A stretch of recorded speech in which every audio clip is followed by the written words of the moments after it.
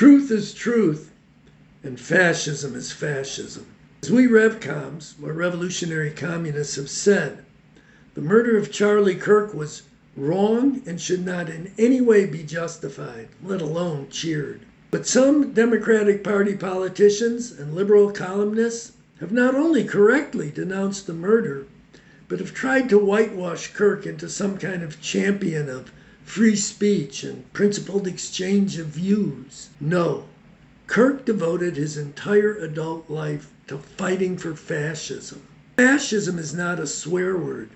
It is a term to accurately and scientifically describe what Trump is hammering into place. Trump MAGA fascism includes rule through open violence and terror based on white supremacy, the hatred of women and LGBT people, the demonization and persecution of immigrants, anti-scientific Christian fundamentalist fanaticism, and the subordination of the universities, the legal profession, the sciences, and other parts of society to its open dictates. In short, fascism is using the power of government to forcibly and violently compel obedience to its dangerous and destructive lunacy, and to viciously persecute those who dare to resist.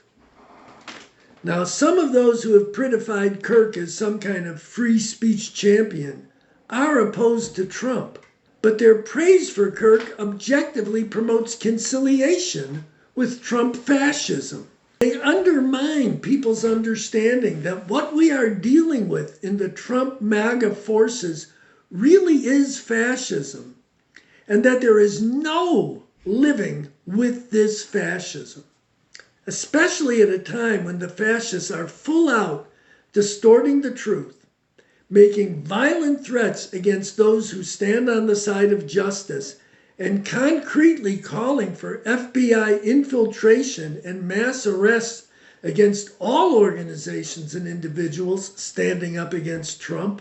This blurring over of Kirk's fundamental fascist mission does real damage. It undercuts the determined, uncompromising struggle against this fascism that is urgently, urgently needed. To return to the fundamental point, truth remains truth, and fascism remains fascism. The fact that someone is killed does not change what they were and what they were part of. Charlie Kirk was a fascist. At the same time, the positions of those who actually cheered this murder are very wrong and very harmful.